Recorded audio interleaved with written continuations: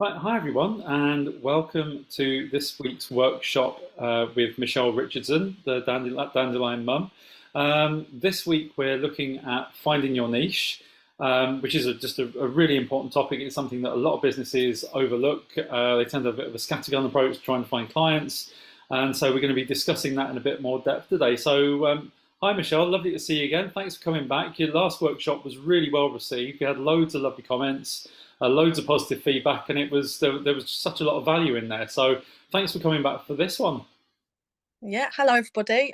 My name's Michelle. If anyone wasn't there on our last workshop, I'll just briefly run through who I am and what I do. I'm a mum of four. I started blogging just over 7 years ago now, and I blog about home education, toxin-free living, and pregnancy, birth, and everything in between, basically. And my blog has naturally led me to finding a niche, which I'll speak about a bit more in a minute. Previous to that, I have had lots of businesses, I've done lots of different jobs, and I found that I wanted to really help people excel in their business, because I'd get lots of people messaging, asking me how I do this and how I do that with marketing and email campaigns. So I just thought I'd put it all together, and just try and support people in not just starting a business but boosting their business as well. And the last workshop we done, I think it's really helped. I know Narelle found it really useful, and she's kick-started her business and went away and wrote a business plan and getting her logo sorted, and so it was really nice to hear. Oh, hello there. That was really nice to hear some feedback, especially from Narelle as well, because I know Narelle personally. But yeah, today, for those that have just joined us, today is about finding your niche. And I just want to go over why it's important. And we're going to be looking at something called the starbursting effect. So if we can just show a hand of who has started a business or wants to start a business. Is everyone here already got a business? If you can just put your hand up so we can see, or say yes or no. I haven't. You haven't? Yeah, okay. Yeah, okay, right, okay. And if we can just have a show of hands, or a yes or a no, if you have got a business, is it a product or a service or a blog that you are trying to find your niche with? If you can just give us a bit of feedback on that. Pim? mine's a service. We'll start with you. Mine's service. And Narelle? Mine's a product. And is that Viv? Did I read that right, Viv, there? She doesn't have a business, yeah. Okay. Franco, you said you haven't got a business, but what is it that you're here to find your niche with today? That's a very good question. I really kind of don't exactly know where to start, if I'm honest. Right. Is it a good place to be from that baseline? Yeah, absolutely.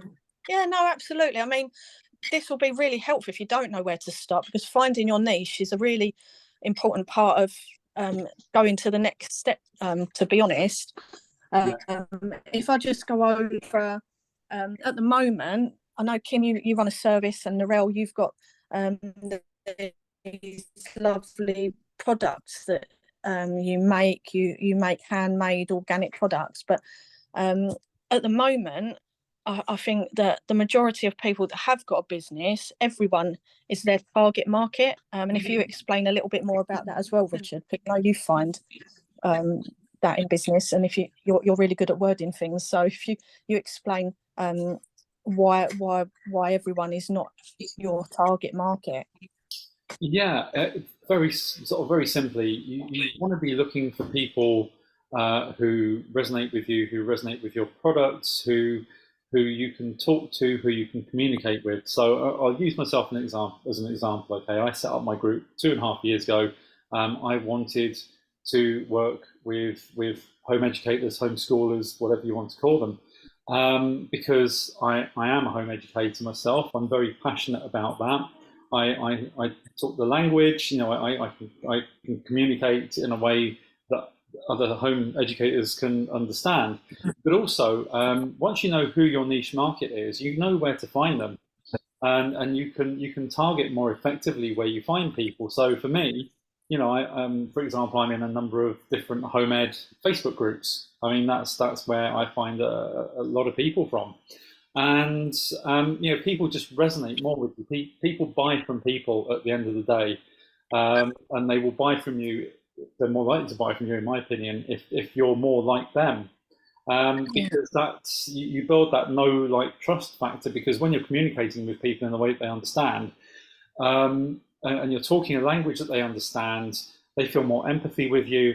You're having the same challenges, the same issues that they are in day-to-day life, and so they are more likely to listen to you when you're talking about things. And when you start to build that rapport, then they're more likely to buy things from you as well. Yeah, and one of the techniques I'm going to show you all how to do is it's called the Starburst brainstorming technique, and this is going to really help all of you find your niche. And it can help with also knowing where to start in your business. But I'm going to give you a really good example of someone that has specifically found their niche. So I'll compare it to a game of Guess Who. Do you all know the game of Guess Who? Yeah, no. Yeah. Yeah. Yeah. Oh, can't hear you, Franco. Sorry about that. Can you hear me now? Mm-hmm. Yeah. Sorry to backtrack. Can I just ask you, Richard, what are you selling to people? What are you providing to people? Yeah, sure. So people come into my group because they're looking for solutions to income. Okay. Because when you home educate, invariably one parent, if not both, will give up a living, and it's and a lot of people are put off from home educating for the same reason, because they can't support themselves or the family. We live in a society now where one salary very rarely cuts the mustard trying to survive day-to-day life. So what I'm trying to do is to help people find ways of gaining an income, either through passive income systems, through their own, through setting up their own businesses. This is why I brought Michelle on to help people who already have businesses to grow their businesses and to get some inspiration. So that's really where I'm coming at this from. Okay, thank you for that. No, you're welcome. Just to say, by the way. So just to say, I've been popping you on mute every so often because we're getting a bit of feedback from your end for some reason. It goes a bit screechy from time to time. So sorry. That's all right. No problem. So I'll just pop you on mute and then just unmute yourself if you want to say something. Yeah. Okay. So we're going to compare this to a game of Guess Who, and for example, I'm a nutritionist, and so I'm going to say to everyone in the room or on the game of Guess Who here wants to learn about nutrition and improving their health. And the majority of the people will stay up in the game of Guess Who or stay in the room, and then you'll get a minority, say 2 or 3, that will pop out of the room. We're going to narrow it down even further. That nutritionist is then going to ask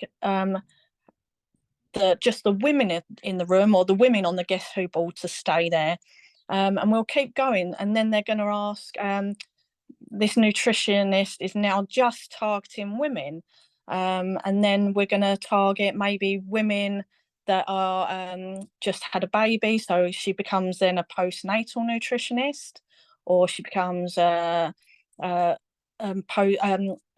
menopause nutritionist. So she's narrowed down her target market. So she's got her target market's full attention, rather than trying to talk to everybody in the room or everyone on that Guess Who board. She can actually target and optimize reaching her target market, and that's one of the most important things you can do for your business, your service, or your blog, is optimizing your marketing efforts and then reaching the right people that want to buy your products. So Narelle, for example, I'm using Narelle as an example because I've had lots of chats with Narelle in person. She makes handmade, natural, organic beauty and skin products. And we've spoken about maybe targeting her products at pregnant mums or mums that have just had a baby. Also offering travel size products for people that just want natural skincare, because they're the people that are going to listen to what she has to say. And when you can target your niche market, you're going to get their full focus. So Richard's just going to share a screen, the Starbursting technique that I've produced for you all. If you can just share that screen, that slide, yeah, Richard. That's up. Okay. And on here, you'll see the who, why, where, when, what, and how. We've already gone over who your target market is. At the moment, it's probably everybody and everyone. And we're going to go around there and really narrow it down.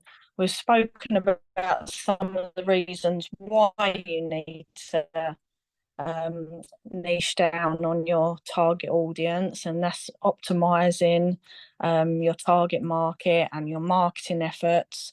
You're then giving just relevant and valuable information. So you might have a service or a product, use that niche to create your social media posts, for example.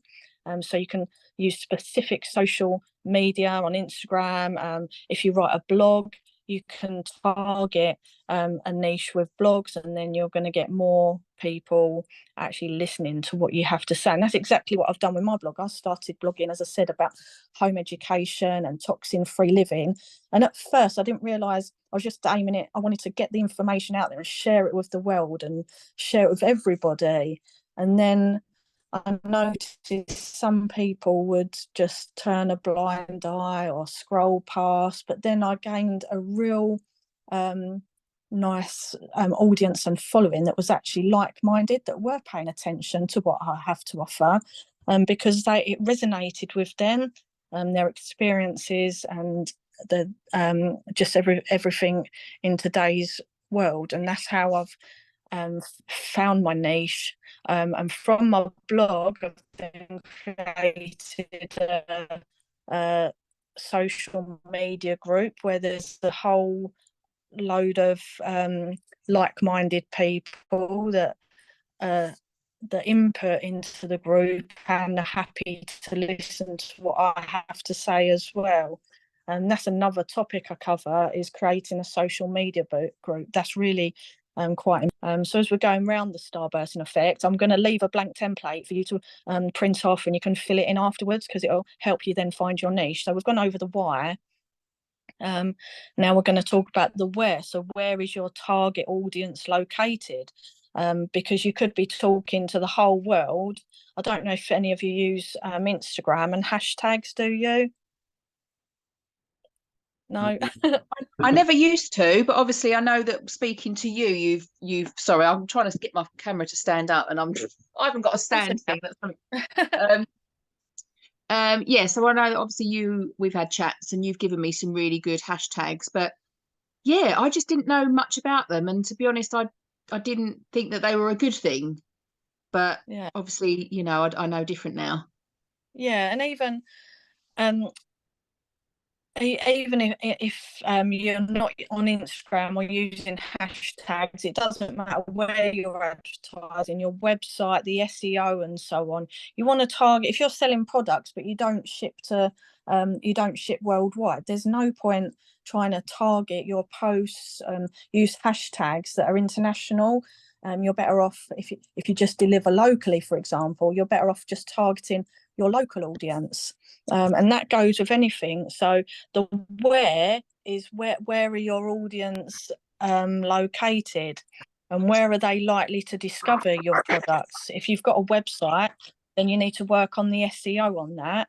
If you've got Instagram, you need to work on the correct hashtags. And as the same with if you just promote your business offline, where are your audience going to find you? There's no point. For example, this is a really good example. I've attended quite a few fetes and where I've had a stall and selling products and so on, and you could go to one of these fetes or pay out to have a stall at one of these markets, but then you're not targeting the people that want to use your products. If they're not into chemical free or toxin free living, they're probably not gonna listen to what you have to say about those products. Where if you went to a well-being event that's specific for holistic people and so on, then you're more likely to get people listening to what you have to say or what you are selling. That's really important. Where are your audience? Where are your ideal audience located? Does that all make sense? Mm-hmm. Exactly. Yep. I mean, you're looking for quality, Yeah. quantity, effectively. At the end of the day, you could. I mean, if you think about, I don't know, Yeah. spam emails. You Yeah. know, these companies basically do make money off of spam emails, but purely because they send out such vast quantities that they're bound to catch some people. And what we're talking about doing here is basically the polar Yeah. opposite of that. It's, you know, it's looking very carefully at who your audience are and where they are and why they want to interact with you, and then finding them, you know, seeking them out in those places. Yeah. And there's lots of tools online that can help you find your audience. There's networking events and lots of SEO that can help you target your correct audience. And yeah. And then the next one, as we go around the starbursting technique, the next one is when is your niche likely to buy or use your products or service? So if you're targeting worldwide and you ship your product worldwide, or you've got a worldwide audience, when are they likely to be? So for example, if I was doing a live, or if I was sending an email campaign to someone in America, to someone over here in the UK, because one, they might not wake up or be awake to watch your live at a certain time. So the when is your niche likely to buy or use your product really is important in finding your niche as well. That's another thing I found as well. If you sell seasonal products, or if you promote a service, then that's going to be playing a big part in finding your niche or knowing your niche, because then you can use it to your advantage. The best time of day, as I said, to send email campaigns and even posting on social media. Do any of you use Meta? Is it Meta Business Suite for Facebook and Instagram? No. Oh, okay. There is a tool on the Meta Business Suite. So if you use that and you post on social media, after you've done it a few times, it will work out the best time of day that you're getting the engagement on your social media posts, and it will suggest when is the best time of day to post, because that's when your audience reach has been at its highest. So that is quite a good tool to use as well. And also the age of your audience. So if your niche it has a specific age, then what time of day are they likely to read your post? So this is all some things that you need to take into consideration when you're finding and narrowing down to your niche market. And then the next biggie is the what. What are your competitors doing? Do any of you? Everybody's got competitors. Even me as a blogger, there's lots of other bloggers. I haven't even really worked on my SEO yet, but I don't even think I've appear on any of the first 100 pages. So my reach is very organic. But then there's lots of other bloggers that are right there on the first page. So it's a really good idea to see what your competitors are doing and how are they doing it. And again, there's lots of SEO tools. If any of you use AI like ChatGPT, you can always discover statistics in there. And there's even platforms where it will go away and do the homework for you to find what your competitors are doing. And it doesn't necessarily have to be online. You stand on the shoulders of giants. And then find out how your competitors are targeting their niche audience. And then the next one is, how can you determine your niche market? Well, once you know your niche market, then you can test it by creating social media posts. For example, I done a blog back in, I think it was in July, about cesarean section awareness, because there's an awareness day about everything.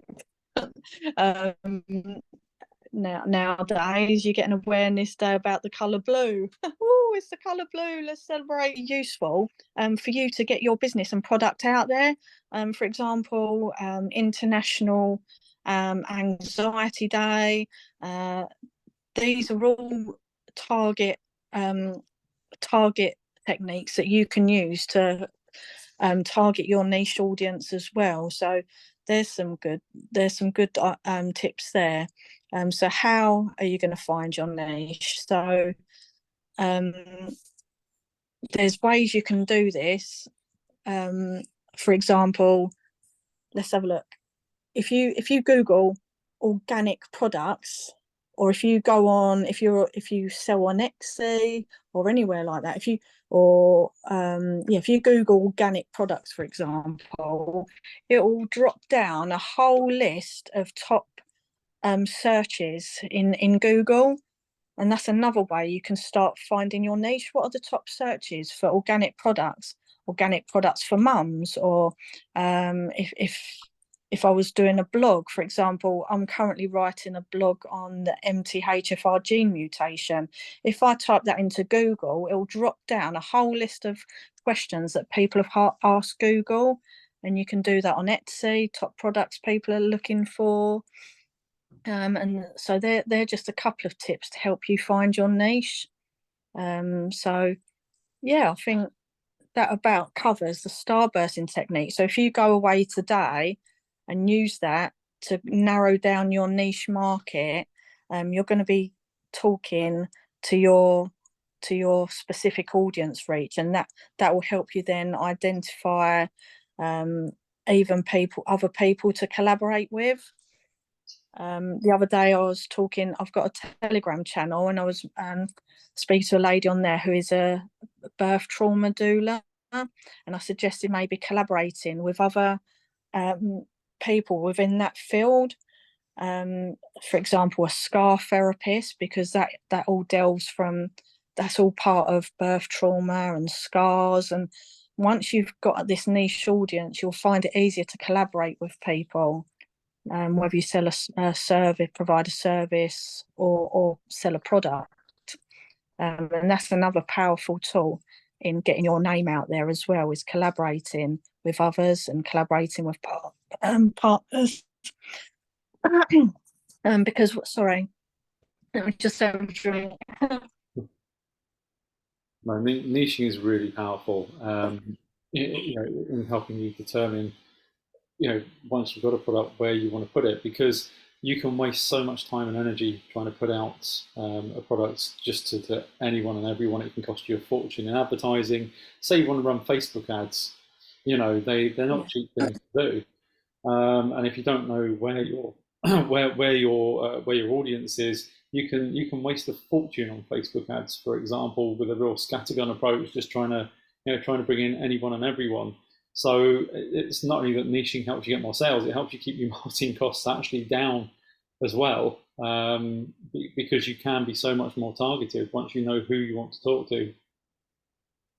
Yeah, and also once you attract your niche market, you can then start potentially charging premium prices as well then.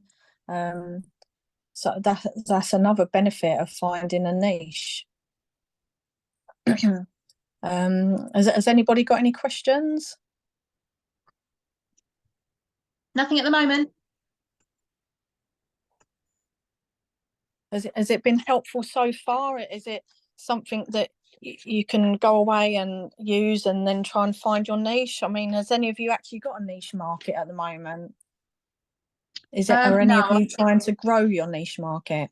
Yeah, I think that's like what we were saying. I think at the moment I'm still trying to find my feet and kind of see exactly who my niche market is.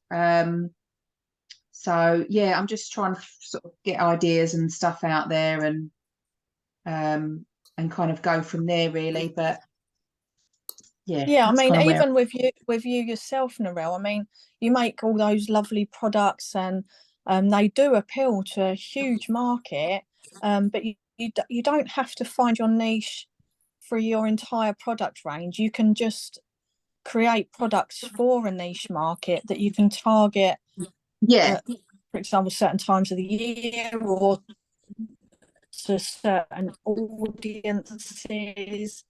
So you're just narrowing it down and advertise and in specific groups, then collaborate with other people that may not offering the same products as you, but who may be like a therapist that wants to use the products on their clients.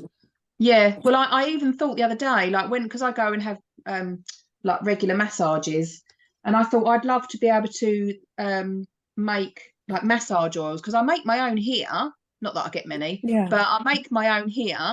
And like I could do something for that for beauty therapists, and and then I want to make up like little kind of subscription boxes, like I say, for mum to be. So they've got like a nice face cream, they've got like a bath bomb, or they've got like a body scrub or something like that, because we buy so much for the baby, but we don't really focus much on mum.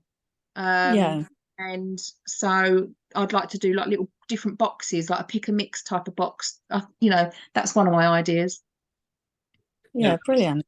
That's ideal. I mean, and when it comes to sort of thinking of your niche, I think this is where a lot of people struggle. If you've got a product that's relatively generic that can have potentially a very broad market, it can be very hard to kind of narrow that down into something. And like I say, for me personally, I found I'm niched into a market that I'm very very passionate about, and people that I'm passionate about helping. So if you've got hobbies or interests or anything like that, are they an area that you can niche into, something that you're knowledgeable about, and just something that you genuinely care about, because people pick that up as well when they're talking to you, when they're seeing your marketing materials and such. They'll be able to see that, oh, she's one of us. So Yeah, and that genuinely helps as well. So maybe have a think about that if you're struggling to find a niche. What do you do? What are you passionate about? What are your interests? What sort of people do you like hanging out with, even and talking to? yeah, Because for me, a lot of the homemade community is sort of relatively open-minded, and so especially about sort of events the last few years. So for me, it's nice to be able to sort of communicate with people on that level as well. It doesn't preclude other home educators who maybe were sort of not so open to what was going on, but it certainly does help when people understand who yeah, you are and where you come from. yeah. Do you have to have a niche though? Because I find I do. My general niche, I suppose, is healing.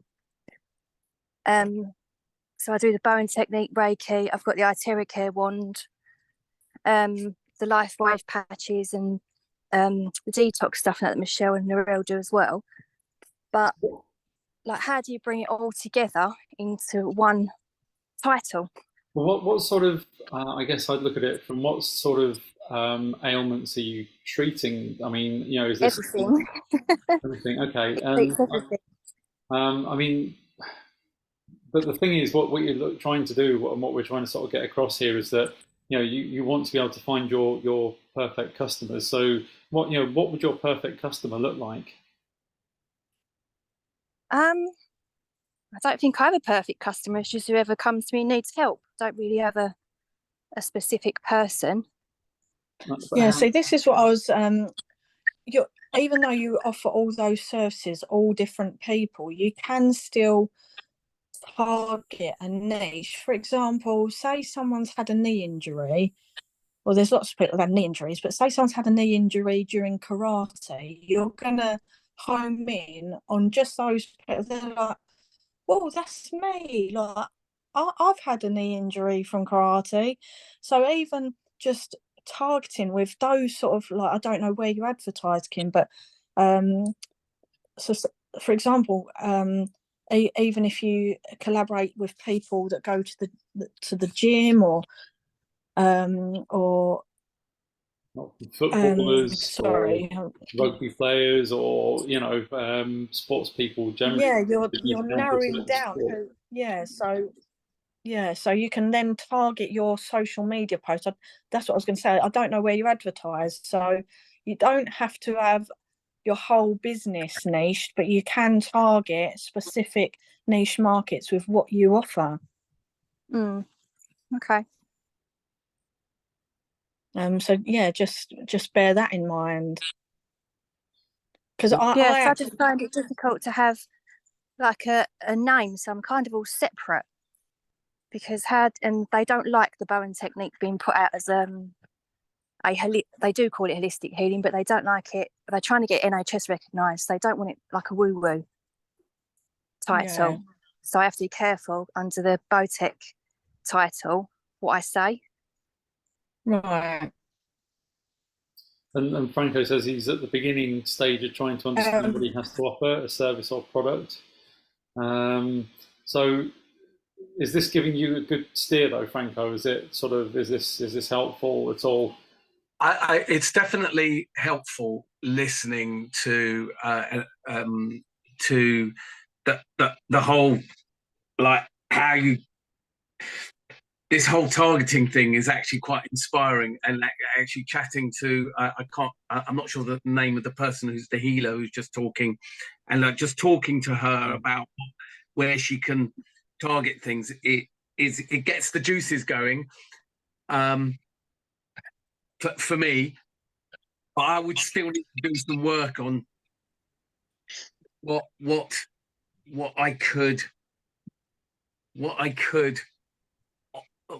offer, if that makes sense. So it is helpful, but yeah. To steer me around to like a way of thinking, I think. Yeah, I mean, if you can play back the last workshop we done, that was all about starting your business and not knowing where to start. So, and I'm just going to mention, I've actually written a whole ebook that covers everything that we're talking about today. It covers starting your business, not knowing where to start. And Richard's going to put the link in there, and he'll put it either in this conversation. I don't know where you're going to pop that, Richard. But it's also got a copy of that starbursting technique, so you can actually print that off and just brainstorm, write some notes down on it, and try and really narrow down like your target market. Because like Richard said at the beginning, you could spend lots of money trying to reach millions of people. You can, and like I've done with businesses in the past, you can spend a lot of wasted months and energy trying to reach people that don't even resonate with what you're selling or providing. I can really oh, sorry, I didn't mean to interrupt you. No, you're right. I interrupt everyone all the time. I'm glad there's someone else who does that then. Especially online, it's so difficult without the physical. But so my daughter and my wife met some years ago. I mean, she was only sort of 8 years old. My daughter at the time, not my wife. They went on a course to make some natural products. It was various things, it's bath bombs, stuff like that. And they just went on it just for almost like a bit of fun. But then they hatched the idea, why don't we make some for the school fete? And so they made a whole load of stuff. They made far too much, really. And we noted that they had some custom, but it wasn't a lot at all. And then we had so much product left that they were invited by someone who was at the fete to go to this other thing, this other event that they were doing, but they hardly got any take up at all. So what you've just said about targeting really resonates, that in those environments that there weren't the people to buy that particular product. They just weren't appreciating the product. So they put all that energy in and all the rest of it to go to. Luckily, the stalls were free at both of those places. But you know, if they'd spent the time, the money, the petrol, everything that goes around it to go to places and had that result, it would, I imagine, it'd be quite, well, not very productive, let's say. And I had the same. Sorry, Richard. Just quickly, Franco. I had the same sort of similar sort of thoughts in my head, because obviously the stuff I make is all natural, it's all organic, it's toxic free, and all that kind of stuff. And obviously, I've done a couple of selling markets recently in my local area, paid the fee, and come away in worse off sort of thing, because people have walked past. But obviously, trying to speak to people and say, obviously, these really good for you compared to the shop stuff. I think sometimes people look at me like I'm mad, and so I need to start. A good idea of what someone came up with is about comparing shop bought stuff and what's in that compared to the stuff that I make, just to kind of educate people as well as not just saying, oh, here, take this stuff, it's better for you. People need to understand why it's better for you. Yeah, that's a really good idea. The other thing that you're doing is, when you have a product or a service, essentially what is that doing? It's solving a problem for someone, isn't it?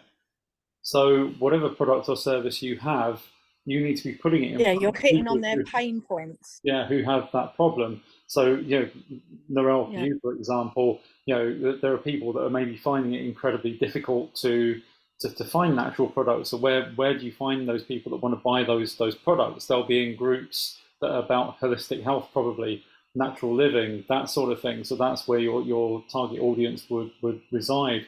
I mean, Kim, again, for you, it could be maybe groups of people that have chronic conditions of some sort that maybe your methods can help them.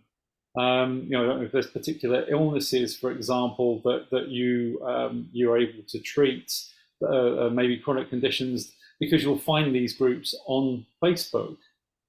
And then that's where you will find your tribe. I mean, knee injuries is very generic, but something like some sort of a chronic disease, if you're able to treat that. I don't know exactly what you do, so it's a bit hard to say. But if there are specific conditions, I know somebody who's got really severe eczema that they're trying to get treated. If you've got a treatment that treats eczema, go to groups that have people in that are suffering with chronic eczema, because they're all looking for a solution to their problem, to their pain point. Is that like saying to this particular service that don't go to the doctor's surgery to advertise that service, because they're not going to be interested in that kind of thing, because they're going there for this traditional medical advice. Yeah, that is very much like that. People usually come to me when they've tried everything else, and then it feels like we're a last resort, but then we're the ones that give the results. Yeah. Oh, that's interesting. They've got to us, they're in a state.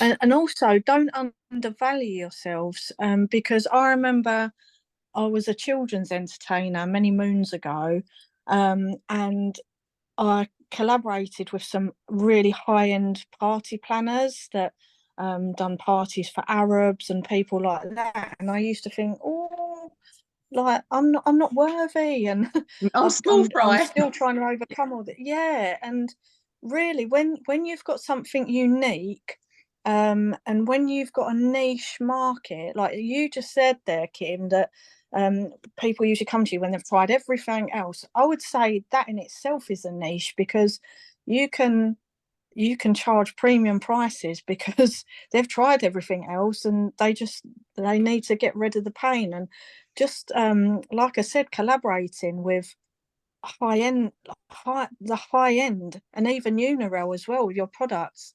They're so well made and packaged. Don't undervalue yourself. I mean, No. you could actually brand your business. You could call yourself the last resort. Yeah. You Yeah. know? She is amazing. What she does, Yeah. honestly, she's amazing. Yeah. Yeah. You've got a whole skill set there that like you can really home in on, and I just think, yeah. Oh, she froze. You froze, Kim. Yeah.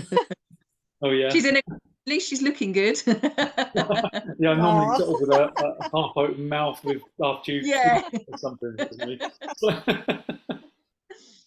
Oh, Yeah, I'll have so to say- I really hope that today's session has been helpful, and these workshops are about giving you a kickstart and giving you food for thought, basically, things that you've not even thought of before. And as I said, it's all in the ebook that I've written, and that's a free ebook, so you can just download it for free and save it and print it. There's lots of information in there. The Starbursting technique is in there for you to print off, and hopefully when you join us at the next workshop you would have narrowed down your niche a little bit. So yeah, I think we've covered everything that I wanted to mention. Has anyone got anything else to add? Can't think of anything at the moment, but I'll reach out if I do. No. Okay. I haven't got anything, no. But thank you. Thank you. I just want to say thanks. How do I get the previous one then? The previous recording and the. It's on YouTube. It's on my YouTube channel. So Okay, on your YouTube channel, Richard. yeah. So it's the Homeschool Freedom Club. So if you just Okay. look for that, you'll find it in there. And also it's in my group. I've got a guide section set up in my group. So once this one's recorded, when it's all done, I'll upload it to YouTube. I'll stick it in the guide section in the Homeschool Freedom Club as well. I'll send you the link as well, Michelle, and then you can put it out to whoever. And the ebook link as well, I'll provide that. Unfortunately, the PDF thing, it doesn't actually let me. I can't do anything whilst it's up on the screen. I can't access any of it, perhaps. So I'll put that out into the group as well. When I put the post out with the YouTube channel, I will put the link to the book there as well. The ebook's brilliant. It's really, really good read. So yeah, well done for that. It's very long, but I've tried to cover lots of different topics, but you can just jump to whichever topic is relevant to you. So yeah, I'm glad people are finding it helpful. Anyway, thank you guys. Okay, thanks everybody. Thanks for thank joining you for coming us. along. Thank you. It's been really lovely to see you here. Thanks for coming along. And join us Thank you. Bye-bye. 2 weeks until the next one. Thank you very much. Look forward to it. Bye. Bye. Bye-bye. Bye-bye.